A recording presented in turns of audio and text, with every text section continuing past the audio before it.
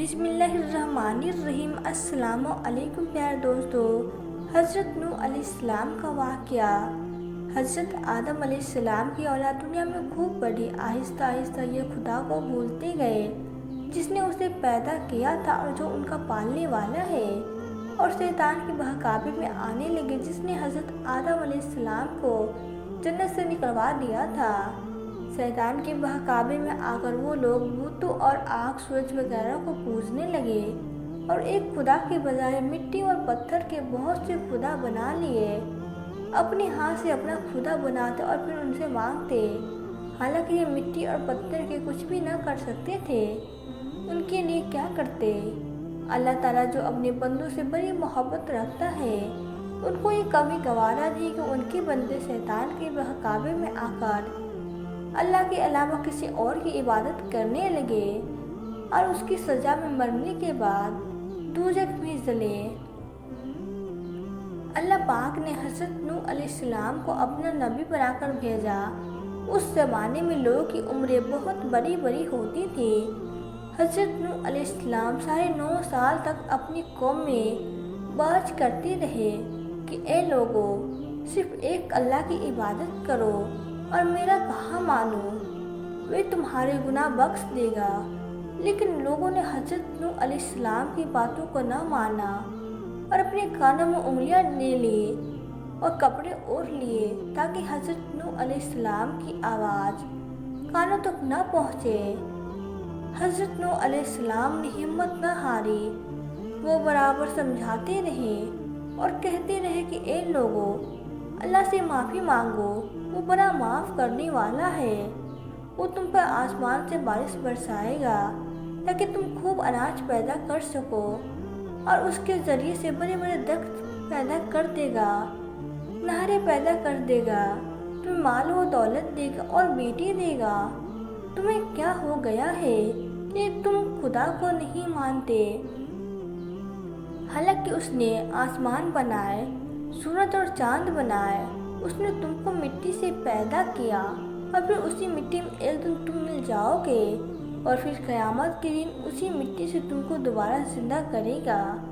لیکن لوگوں نے اپنے بتوں کو نہیں چھوڑا اور حضرت نوح علیہ السلام سے کہنے لگے کہ ہم اپنے بتوں کو ہرگز نہ چھوڑیں گے، اور ہم تو تم کو اپنے جیسا آدمی ہی دیکھتے ہیں، اور تمہارا کہنا بھی صرف چند غریب لوگوں نے مانا ہے، ہم تو تم کو جھوٹا سمجھتے ہیں۔ حضرت نوح علیہ السلام نے کہا کہ اے میری قوم، میں تجھ کو جو نصیحت کرتا ہوں اس کے بدلے میں تم سے کوئی مال و دولت نہیں چاہتا، اور جو غریب آدمی مسلمان ہوئے ہیں اور اللہ پر ایمان لائے ہیں، ان کو میں اپنے پاس سے تمہارے کہنے سے نہیں نکالوں گا۔ اگر میں ان کو اپنے پاس سے نکال دوں تو خدا کے عذاب سے مجھے کون بچائے گا؟ اگر میں ایسا کروں گا تو بہت ناانصاف ہو جائے گا۔ ان کی قوم کے لوگوں نے کہا کہ اے نوح، تم نے ہم سے بہت جھگڑا کر لیا، اگر تم سچے ہو تو جس عذاب پہ تم ہم کو ڈراتے ہو لے کر آؤ۔ حضرت نوح علیہ السلام نے کہا کہ جب اللہ پاک چاہیں گے عذاب لے آئیں گے۔ اللہ تعالیٰ نے حضرت نوح علیہ السلام کو وحی کے ذریعے سے حکم بھیجا کہ تمہاری قوم میں جو لوگ ایمان لا چکے ہیں ان کے اور کوئی ایمان نہ لائے گا، تم غم نہ کرو اور ایک کشتی بناؤ۔ حضرت نوح علیہ السلام نے خدا کے حکم کے مطابق کشتی بنانی شروع کر دی، تو جب ان کی قوم کے سردار ان کے پاس سے گزرتے تو ان کو کشتی بناتے ہوئے دیکھتے تو ان کا مذاق اڑاتے۔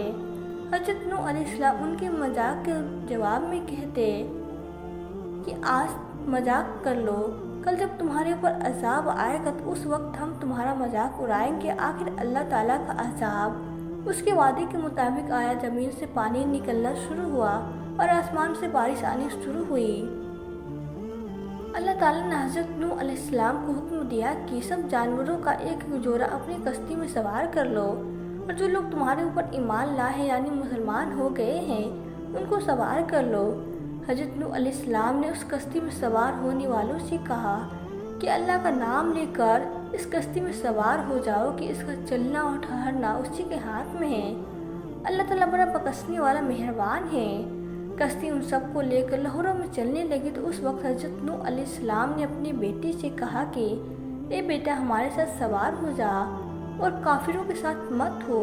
اس نے کہا میں کسی پہاڑ پر چڑھ جاؤں گا۔ حضرت نوح علیہ السلام نے کہا کہ آج خدا کے عذاب سے سوائے خدا کی کوئی بچانے والا نہیں۔ اتنے میں دونوں کے درمیان ایک پانی کی لہر اٹھی اور وہ ڈوب گیا۔ پھر خدا تعالیٰ نے زمین کو حکم دیا کہ اپنا پانی نکل جا، اور آسمان کو بھی حکم دیا کہ پانی برسانا بند کر دے، یہاں تک کہ پانی خشک ہو گیا اور تمام کافر دنیا سے ختم کر دیے گئے۔ حضرت نوح علیہ السلام کی کشتی کوہ جودی پر ٹھہری۔ حضرت نوح علیہ السلام نے اپنے پروردگار سے عرض کیا، اے میرے رب، میرا بیٹا بھی میرے گھر والوں میں سے ہے اور آپ کا وعدہ سچا ہے۔ یعنی حضرت نوح علیہ السلام کا مطلب تھا کہ اے اللہ تعالیٰ، آپ نے وعدہ فرمایا تھا کہ تیرے گھر والوں کو اس طوفان سے بچا لوں گا، پھر میرا بیٹا کیوں ڈوبا؟ تو خداوند تعالیٰ نے فرمایا کہ اے نوح، تیرا بیٹا تیرے گھر والوں میں سے نہیں تھا، کیونکہ اس کے عمل اچھی نہیں تھی۔ میں تجھ کو نصیحت کرتا ہوں کہ ایسی بات نہ کر جو تیرے علم میں نہیں، اس لیے کہ قرآن اللہ کے علم ازلی کے کافر تھا اور یہ بات حضرت نوح علیہ السلام کے علم میں نہ تھی۔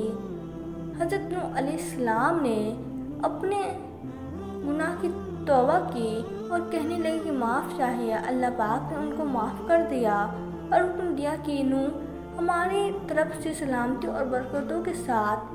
اس کے بعد حضرت نوح علیہ السلام کی امت سے دنیا بسی اور آہستہ آہستہ ان کے بال بچے آباد ہوتے گئے۔